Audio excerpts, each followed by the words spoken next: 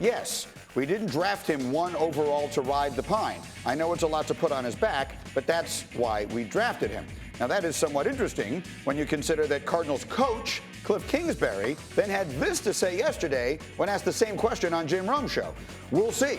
We're still working through all those things. We have Brett Hundley here, who we're very excited about, but we'll see where that kind of goes. And so we'll bring Domonique Foxworth back into the conversation. And here's an Arizona organization that is already reeling.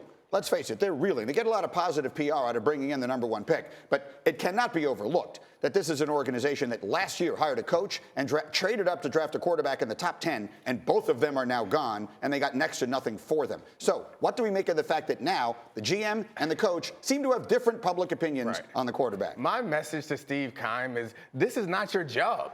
You're the GM. The coach is supposed to decide these things. And not only is this not your job, you're making the job more difficult for Kliff Kingsbury. You're undermining his authority by making these public statements. I had the good fortune of signing as a free agent with Ozzie Newsome, who's probably the best general manager in the modern football era. And that's not something he would ever do. It's not something he would ever accept. When players came to him to try to talk about on-field issues, he would say, I'm not the coach. No matter the fact that he had already put together 2 Super Bowl championship teams and countless Hall of Famers, he recognized that he had a job to do and he was going to do it. He wasn't trying to be all up in the videos like Steve Keim is.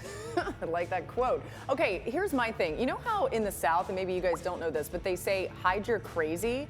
Well, what's happening right here is Kliff Kingsbury is showing his college instead of hiding his college. This is a very college thing to say, and I've really been on his team. I've said I think Kliff Kingsbury is going to be successful. I still feel that way as a coach, but this was a moment where he showed his college and said, here, this is what we do in college. We don't name starters. They have to start Kyler Murray game 1. You drafted him #1 overall. He fits in the system that they want to use there with Kliff Kingsbury. And also, they wanted Kyler Murray before they wanted Kingsbury. That information's come out more and more.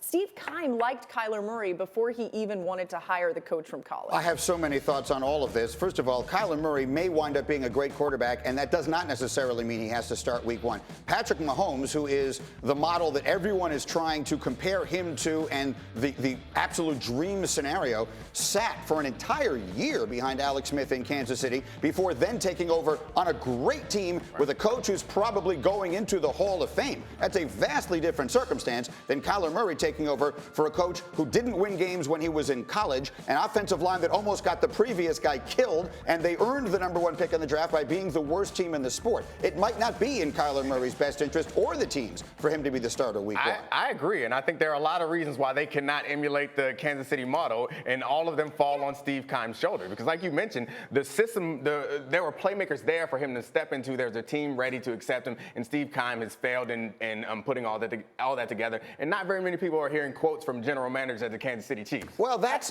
brings us then to the more important part of this conversation. Did I miss a meeting? When did general managers all of a sudden start becoming conversationalists on everything? They're celebrities now, Greeny. They're out here, they're talking on podcasts, they're on radio shows all the time. That's true. It's weird. I don't understand it either. I had this old philosophy I used to use all the time on the old show. Poor people want to be rich, and rich people want to be famous. I think these guys have all decided now they want to be celebrities, and I don't understand it for the life of me. Look at the quote, the specifics of the quote from Steve Keim. We didn't draft him #1 overall to ride the pine. What does that sound exactly like? We didn't sign Odell to trade him, and then they traded him. It's the same sentence, just with a different name involved.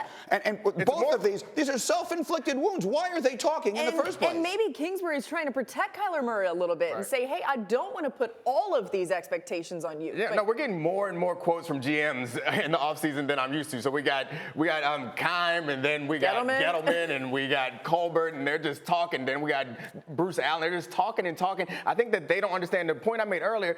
Do your job. They're trying to do everybody's job. You can't be media relations, the coach, and the GM. Just be the GM and fall back. That's exactly right. So the last thing in the world we need to do is hear from another football general manager. Actually, take that back. Let's hear from another football general manager.